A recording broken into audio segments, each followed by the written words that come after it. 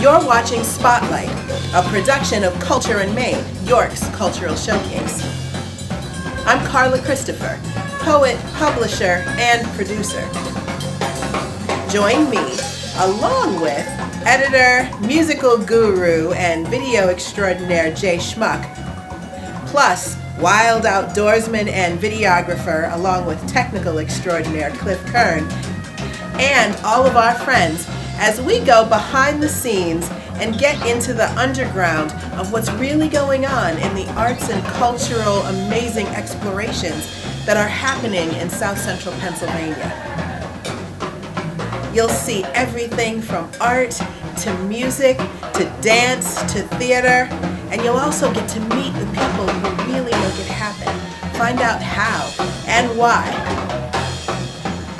Along with some great studio performances, some amazing on-the-street footage. You'll also get the real story, and that's what we're here to shine a spotlight on. Let's go.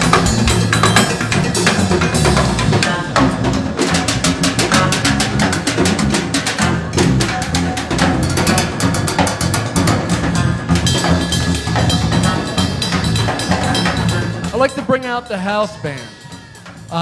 Everybody that is in this house band has played the First Capitol, and that's another thing. Everyone that you're going to see on the stage has played the First Cap, so we wanted to keep that theme. So let's bring out Mr. Don Karn. You know Don from around the way? Everybody knows Don, right?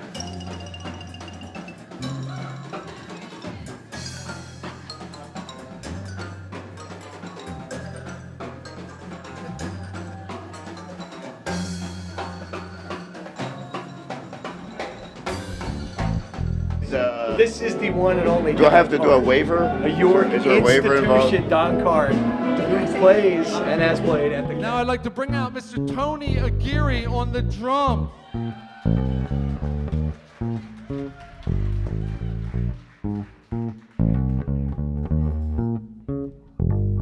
Tony Aguirre. Side note, my son's drum teacher. Excellent drum lessons by Tony Aguirre. Thank you very much. Thank you. I'd like to bring out Mr. Jose Canto on percussion.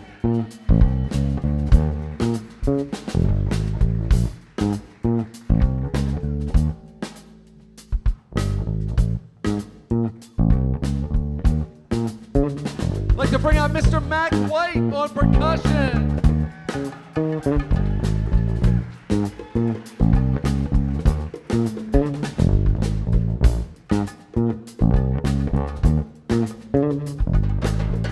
I'd like to bring out Mr. Frank Shortino on percussion.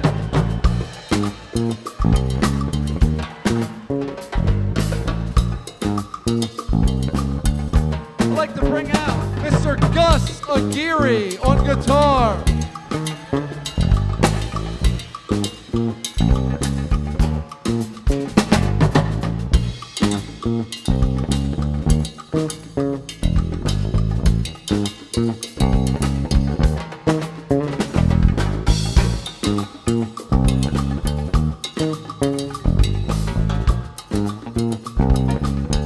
I'd like to bring out Mr. Mike Heininger on guitar.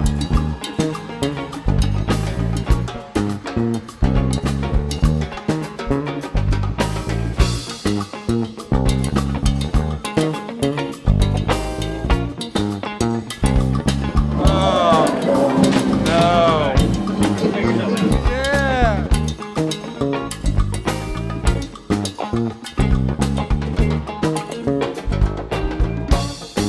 I'd like to bring out, we got a real treat, Miss Trixie Griner on keyboards.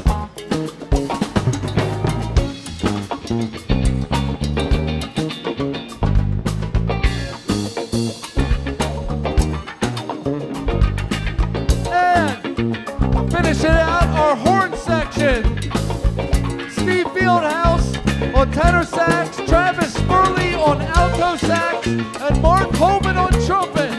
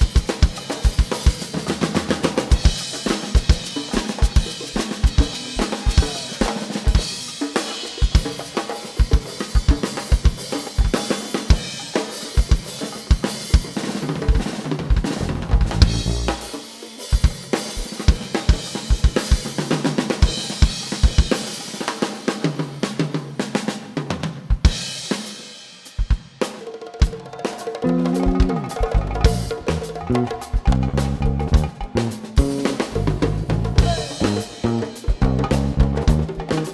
Aguirre on drums.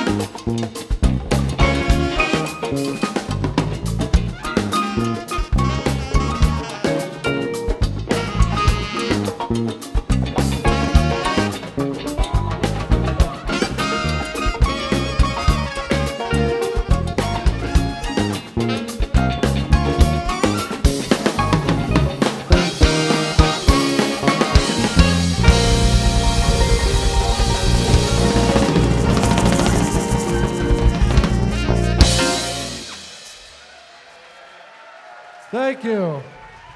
Man, these guys are freaking amazing, right? I can, but if this is going to be aired, I think it cannot be told. Travis. Toot something, toot. Yeah, Mike's been very good to me. Also, I worked with Michael as a sous chef at the Grand Flu's. Yeah, I was a dishwasher, chief cook. I did it all with Mike. Mike's a good guy. That's like York history. Don Carm was a sous chef Yes. for Mike X, and oh wow. Yeah. I mean, I've been playing there since. Actually, I've been playing there since I've been underage. So those were the good old days. So it's been a long time. Mike, I love you. I wish you well. Please come home soon. We miss you. I miss your stories. I miss your travels. I miss your traveling to London and to Vienna and Germany and all across the United States. It was very inspirational. I'm going to Chicago in 2 weeks, so it's part of my inspiration. All the musicians and artists love the Cap. I mean, it's like the cat's eye of Baltimore. It's like our cat's eye. It's like York's cat's eye. You know, all the locals go there. The cool locals.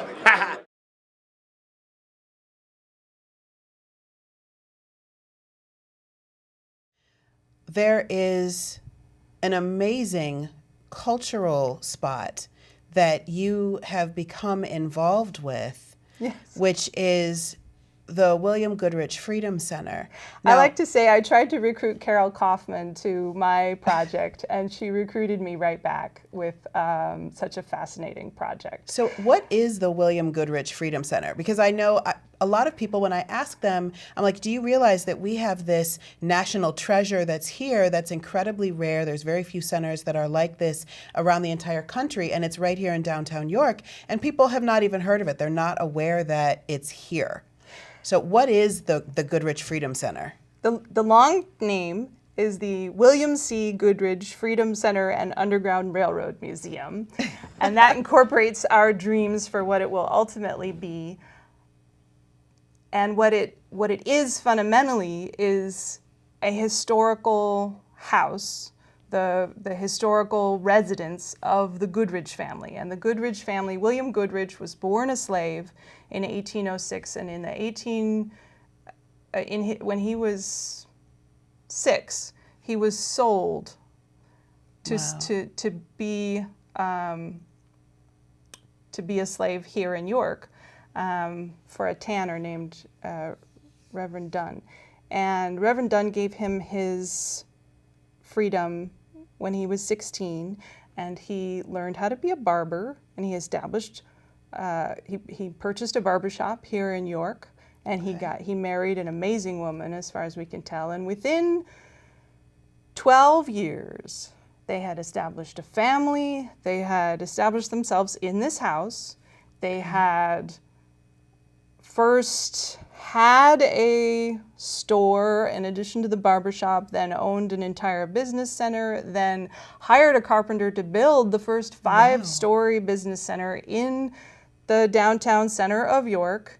And that, at the time, housed the first newspaper that we had in New York. It housed a tavern or oyster bar. It housed basically an employment office that they had for a little while. It housed the city band. So our first newspaper, our first high-rise, one of our first big businessmen was actually a former slave and a black male who ended up being this real icon of the York community. And so now his house has been found and preserved and is being restored. And they didn't stop there. He bought a rail car delivery system. He owned 13 rail cars. They owned at one point at least 12 properties in town. They rented property, and their house backs on the railroad. And we know it's been demonstrated that they put all of that at risk to be station masters and conductors on that Underground Railroad. Wow. And the more I've learned about that, the more I've really been convinced of how significant that was for the country in terms of some of the events that they were involved with. They helped John Brown's first lieutenant escape safely from the raid at Harper's Ferry. They helped people safely move to Christiana and then escape from the Christiana riots. And those conflicts helped contribute to our actually moving to the Civil War and actually ending slavery. I mean, this whole process toward increased freedom is inherent in the work of the Underground Railroad. And so the museum hopes to not only help people understand that there was a wealthy, educated Black society here in the 1800s, that there was a movement toward freedom that really involved people of all types in that period. Women and men, African Americans, white people, Everybody all just the working immigrants together to create that movement. Yeah, and that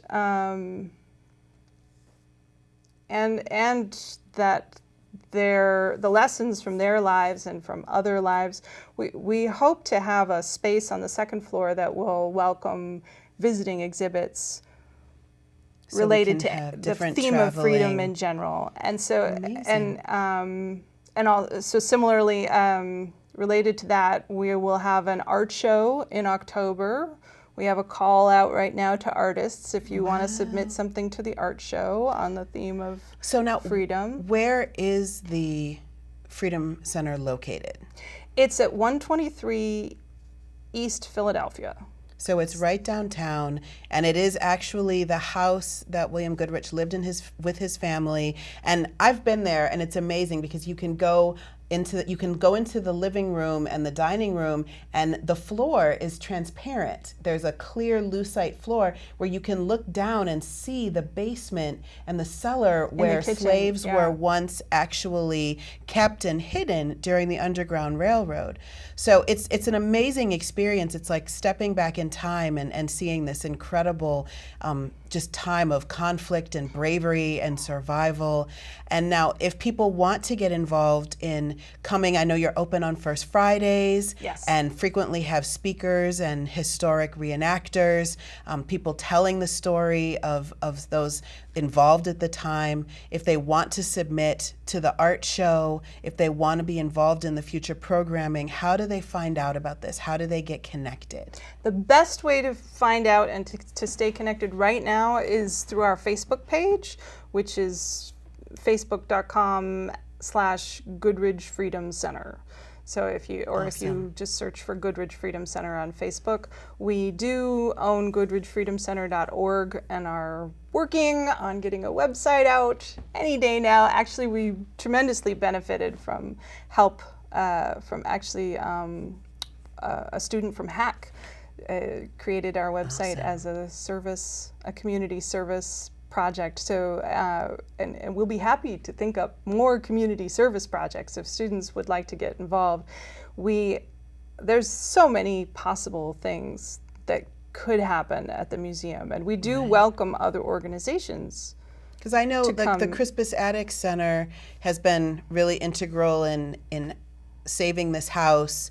Well, they own it at this they point. are the main agency, but that other groups have come in. We've had students and volunteers that have been rebuilding the house. There have been people that have done work on electricity and wiring, and AARP has restoring. just been phenomenal, and and the youth through the Crispus Attucks Youth Program, they've helped. So it's been a real community project to create this community center and museum.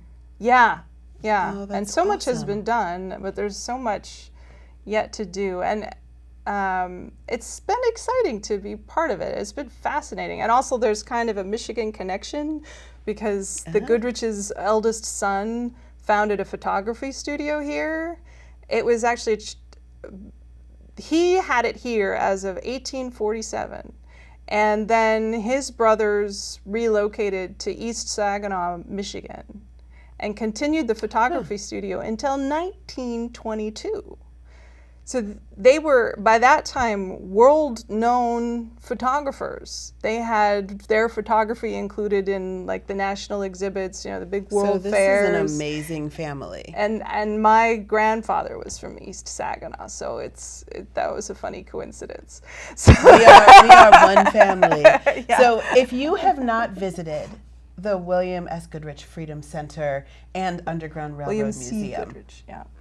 you absolutely, it's a must if you're visiting downtown York.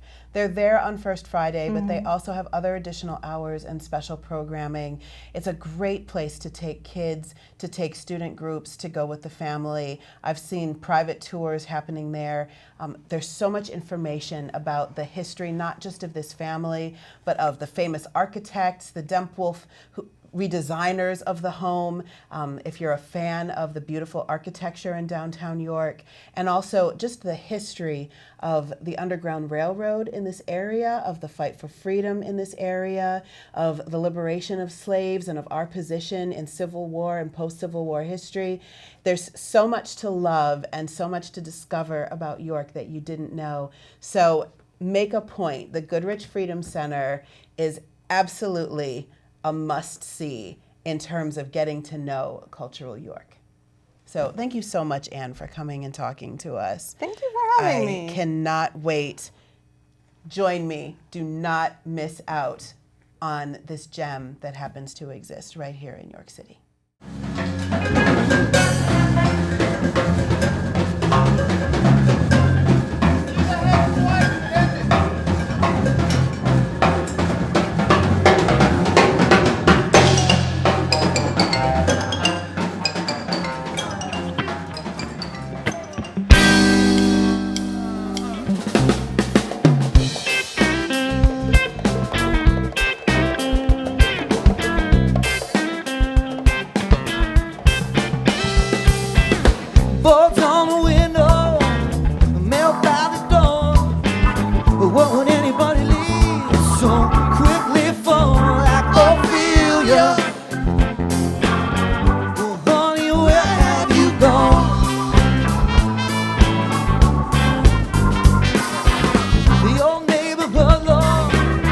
just ain't the same. And nobody knows just what became of Ophelia. Oh, come back home.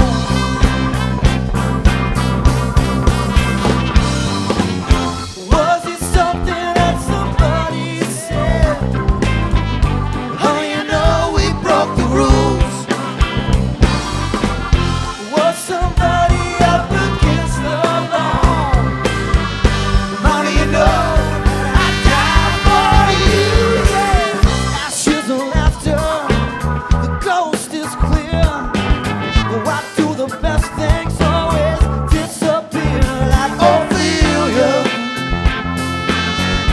Please don't be my door.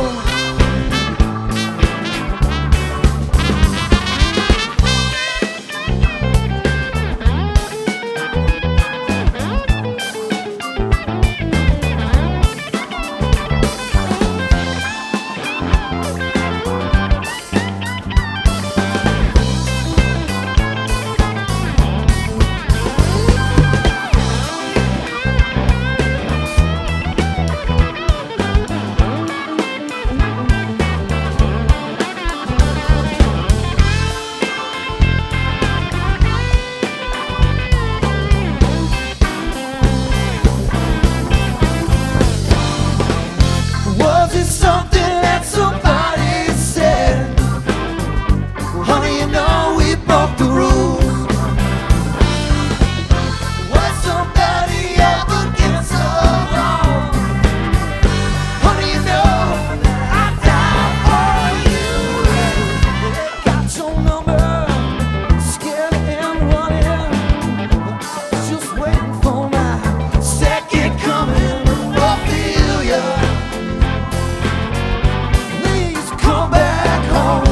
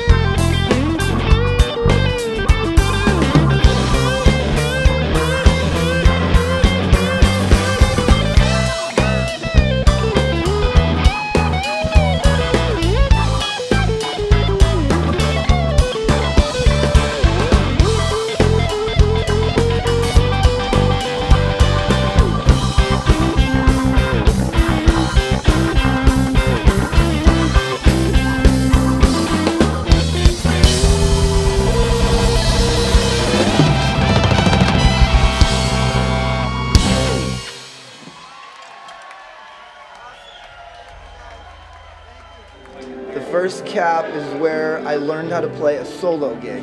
And Mike booked me my first ever residency. I played there every Tuesday night for almost 3 years. And the cool thing about it is when I left the first cap, I moved away to Scranton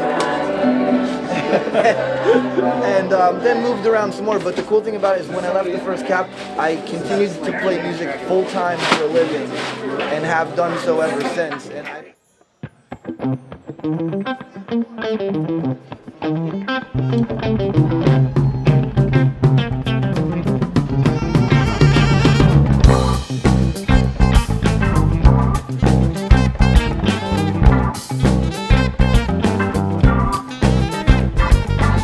When I hear your name, I start to tremble inside. When I see you stroll, I start to lose my self-control. And that's what love will do for you. That's what love will make you do. No matter how hard I try, oh baby, I'm still in love with you.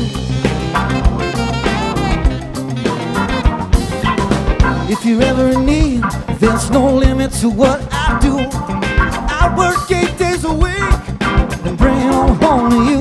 And that's what love will do for you. That's what love will make you do.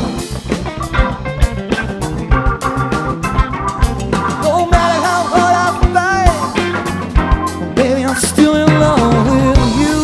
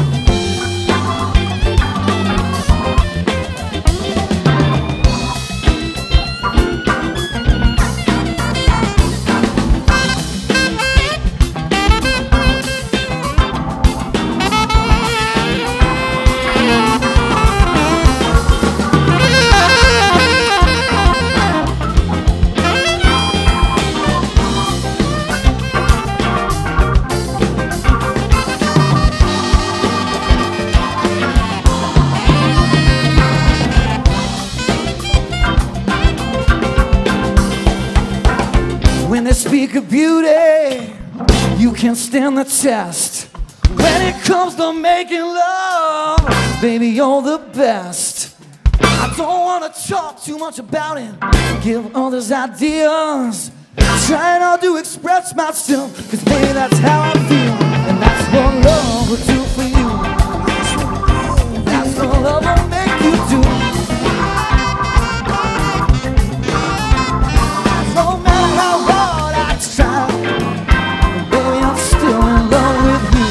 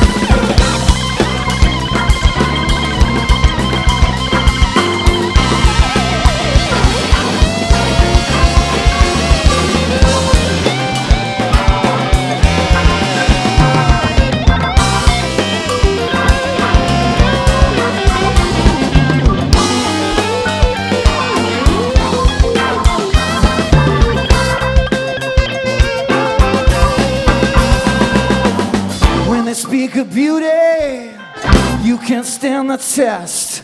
When it comes to making love, baby, you're the best. I don't want to talk too much about it, giving others ideas. Try not to express myself, cause baby, that's how I feel. That's what love will do for you. That's what love will make you do.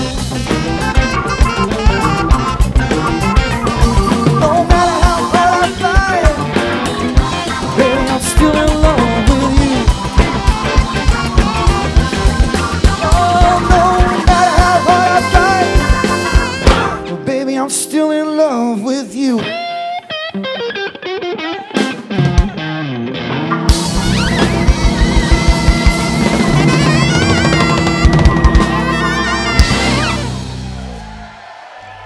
Yeah! He always paid me. He was always really nice, and I just appreciate the fact that he let me play his bar for so many years. You know, some wild nights there on Tuesday. So he's kind of a soft-spoken guy, right? Kind of a mellow guy. Every experience I've ever had with him has been great. So absolutely, thank you, Mike.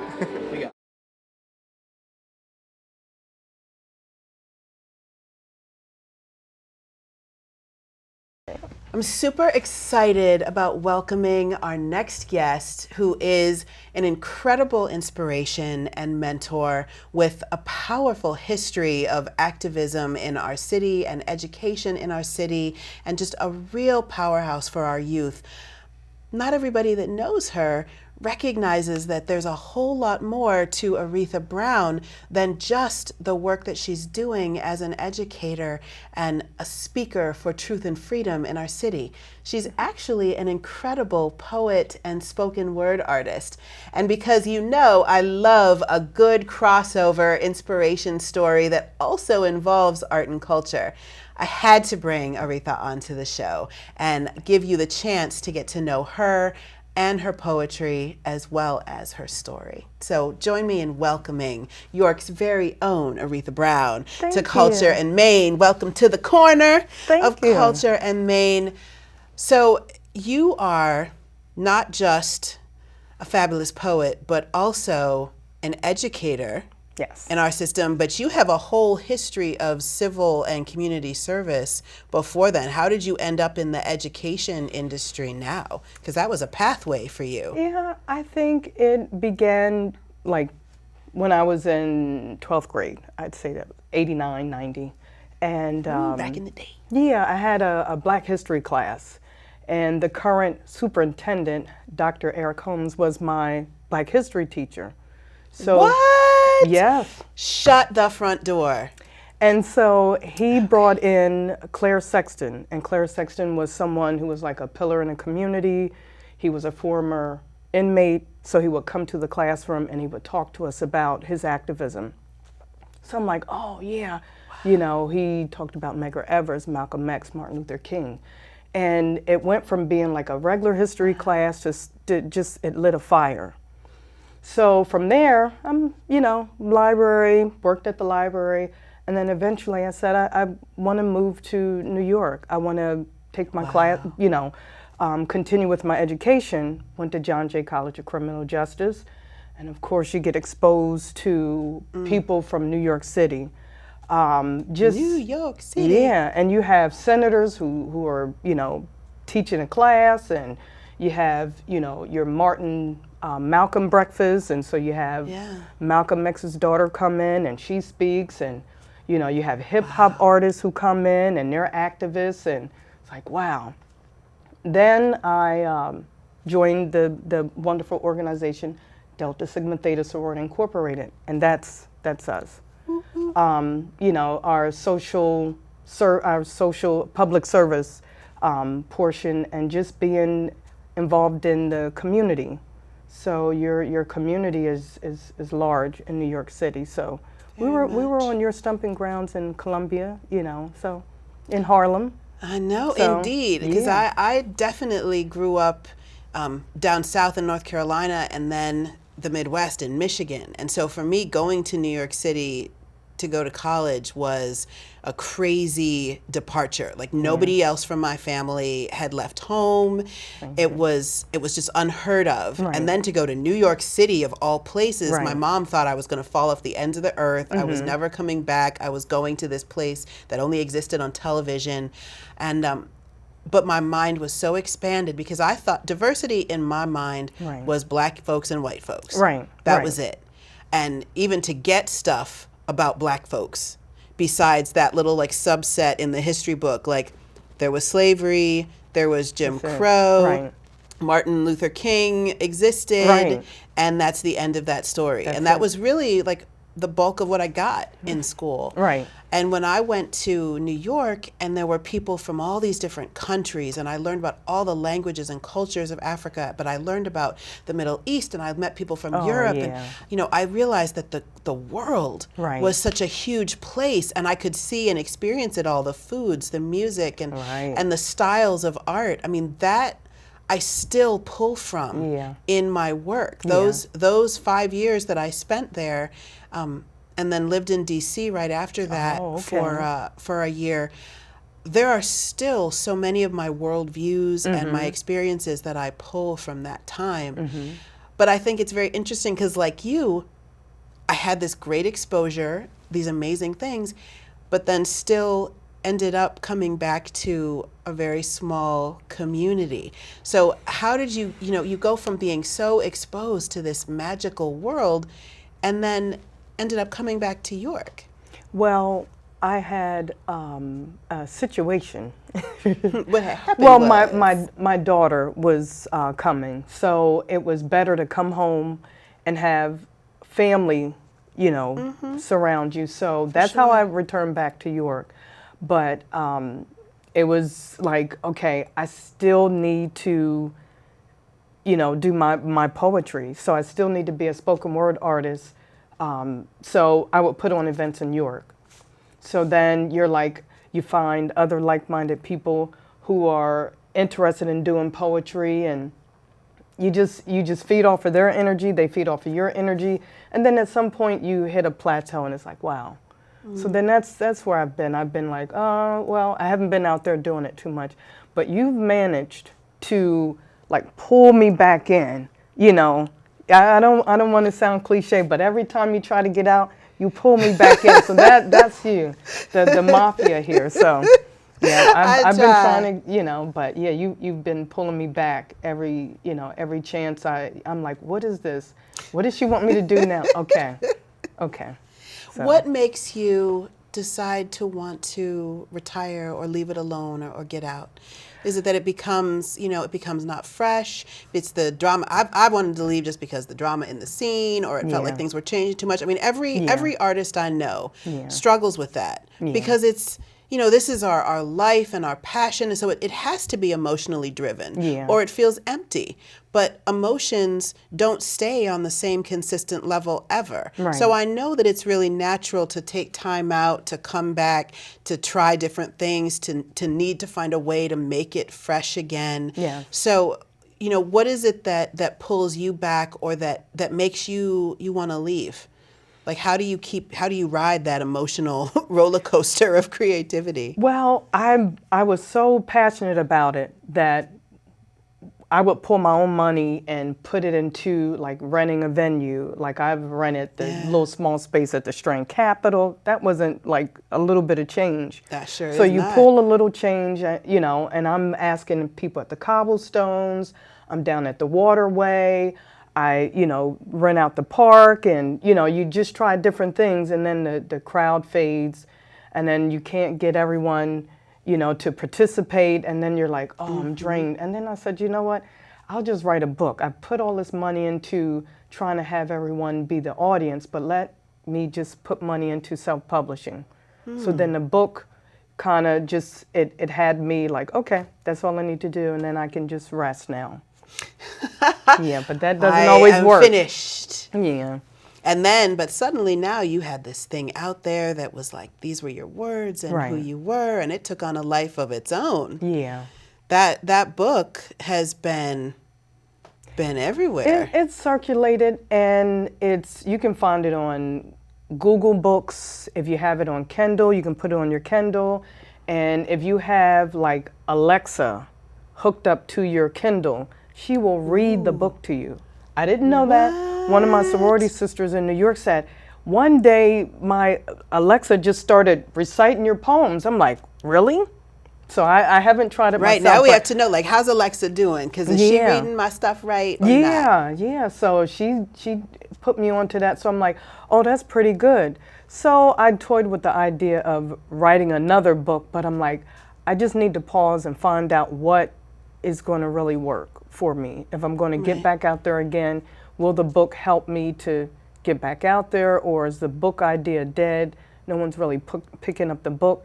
Should I, now get and like record my stuff? Right. I've done that, but there's so many options now. Like there's, the CDs, the putting it to music, I've done that. Doing the videos. Should I just do like one poem at a time as YouTube videos? Do I write the book? Yeah. And they're really, it does seem that it kind of ebbs and flows in the writing community, because there was a time a handful of years ago where everybody was like, nobody does books anymore. Right. They do spoken word CDs, and there was the obligatory like hip hop beat behind it. You did your poem, and then it was like, oh, well, no. So now CDs are not as legitimate. Right. Now, if you really want to be taken seriously, you had to have a book again. And then it was, the chapbook. It was the short collections that people were putting out, and because they were more affordable, they were more accessible, they were more edgy. Okay. The zines were out for a minute. You had the magazines. You were putting out the anthologies and bringing people together and doing that. So I've really noticed that it just sort of changes what's new and trendy, and how people want to put themselves out there. Okay.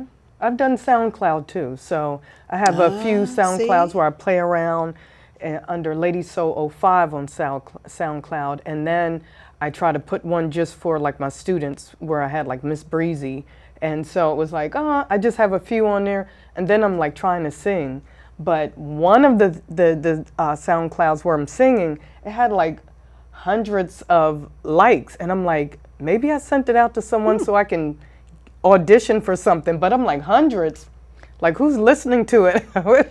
So you never know. Yeah, when you just put never stuff know. out there, it has shocked me the way that people will say they've seen an episode of the show, or the way that people will say, I found a poem and it's someplace I never even knew that the poem was there. Right.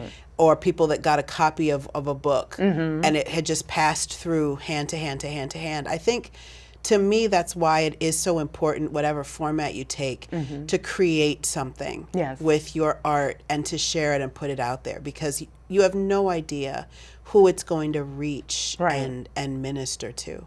So where are you now when it comes to finding inspiration? I know that you are in charge of arts and letters for the York chapter of Delta Sigma Theta Incorporated, which means, you are the person who creates arts events and who brings an awareness of arts and culture and the importance of telling our story. I mean, especially in the African American community, we have used the arts as teaching tools to save history, to preserve the pieces of African culture that have remained part of the diaspora ever since our coming to this country. I mean, there is such a close cultural tie and historical tie with the arts that, I mean, that to me just strikes me as such an important charge. And then also as an educator now, you said you're working with your students. So, in this new grown-up, arts as a service,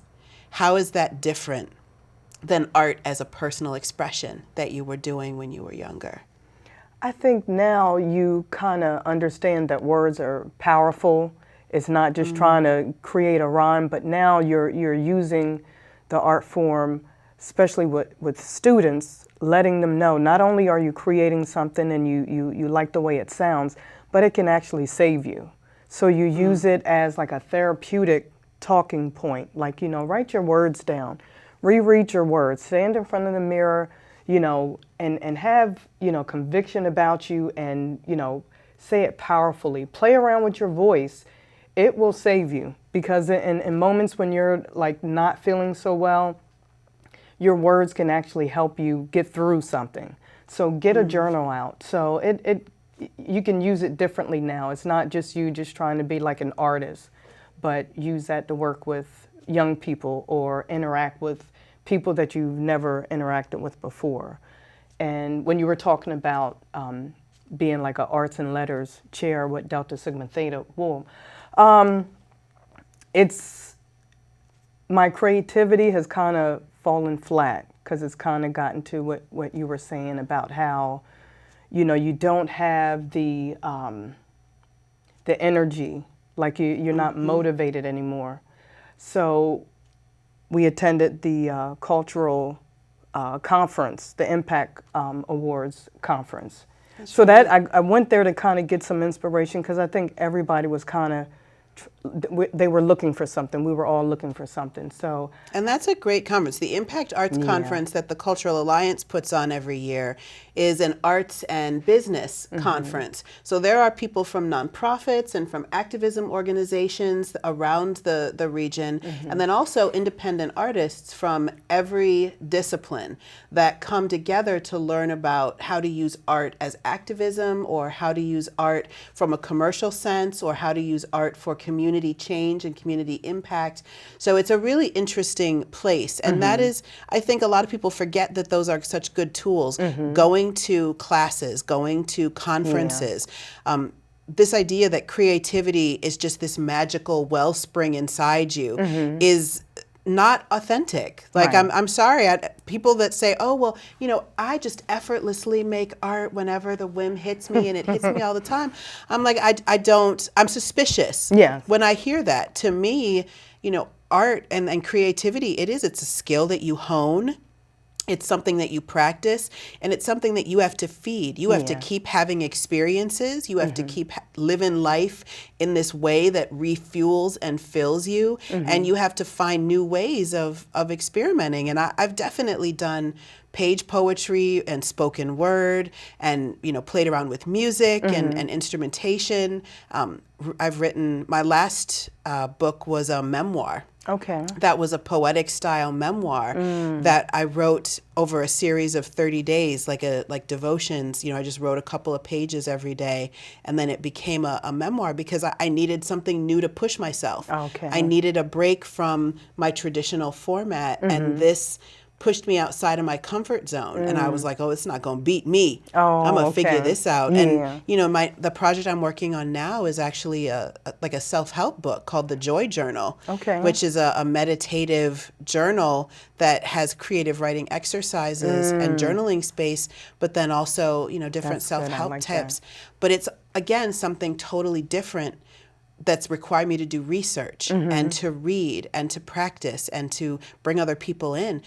Because if I just kept doing the same thing without finding new fuel, you know, I find myself, first of all, writing crap, turning out stuff I am not excited about. Or just nothing at all. Like, and then that's when I want to walk away. That's when I want to walk away. So it's time to, you're in the midst of experimenting with new styles of adventure. And I like that they gave you an opportunity to work with a room full of different people, and you put a topic on the table and you're like, now just go ahead and create what the topic was. We were all amazed that you pulled something different out of us. We worked with artists, we worked with, you know, people who were good with words, and, you know, we just all came together, interns, just, you know, we just didn't know each other and worked together, and it was like amazing. Now, I mean, I give you, you know, credit for like pulling something different out of us, because we didn't know, you know, that it was amazing. All right, so I admit I might have been a fan of the Impact Arts Conference myself, because I did help facilitate some of the workshops there, but I definitely got to learn a lot from the other people there. And that's what I love. This is why you need artist friends, my artists. And this is why, for all of us, whatever field we're in, I believe it's so important to have the connection of mentors and of people that we're teaching, and then also to have our peers, because we can take turn inspiring each other through the ebbs and flows. And I know that there's not anyone that are my artist peers that I haven't seen and gotten inspired, that I haven't seen and have given me that jump when I needed it. And you know, there have been many times when I've gotten to sit and hear you read or picked up your book, and it was a style that just, it was so authentic and so genuine and so, you know, empowering, that, like, I know that your book can be a go-to for me when I'm like, you know, just struggling with whether it's self-esteem issues or feeling like because of where my past or my challenges, I can't necessarily create something new and fresh for myself. And I know that I have a go-to that's a voice that will tell me, yes, I can. And then that helps me tell myself that I can. And that, to me, is a big part of the power of words. Thank you. Well, let's hear some of those words right now. Please welcome to the fabulous Culture and Maine microphone, poetess Aretha Brown. First poem I will read is That Which I Have, but I have a mantra first. So, I'd rather be felt than dealt with, respected rather than liked, relied upon rather than lied on or to, true to than psyched, hip to than caught up in some nonsense proverbial hype. And if I've interacted with you, then you've inspired me to write this. that which I have. Lord knows I'm not a perfect woman. I do not have a long, thin nose, and I have unattractive toes. My body bears blemishes. That does not take away from my character in no way, shape, or form, nor is my personality diminished. My frame thin, not frail. Complexion golden brown, not pale. That which I have to give is true love in my heart for my cultured male. I walk the straight and narrow, keeping my mind's eye on the sparrow. That which I have to give is thorough. Full, thick lips, slim waist and small hips, loving people who are as bright as dawn and as black as a total eclipse. Eyesight far from 20/20 vision, but that which I have given to you, all of myself, my soul, equipped with black rhythm. Give you a taste now so that your mind don't wander.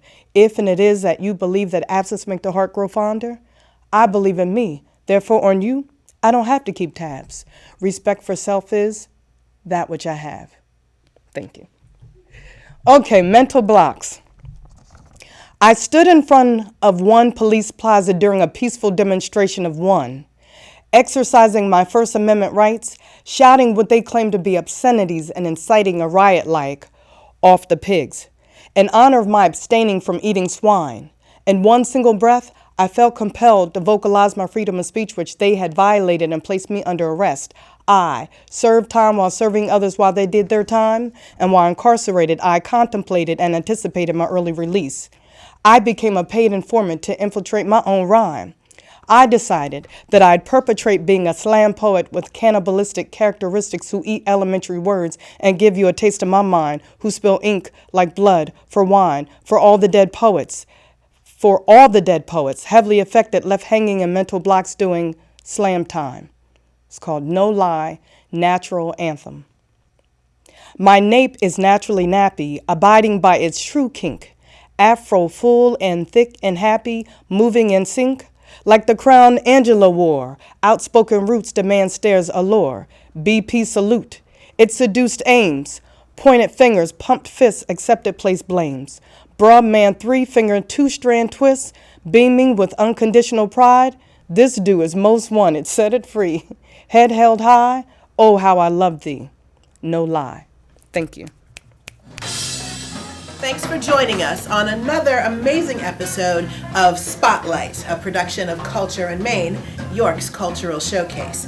We want to hear your ideas, and we want you to be a part of the show. Whether you're an artist or a fan, send us an email to cultureinmaine@gmail.com. Check us out on the web at wrct.tv, or make sure to find all of our past episodes on YouTube at youtube.com/White Rose Community TV. Thanks again for joining us, and have a great week. We'll see you soon, right here on the corner of Culture in Maine.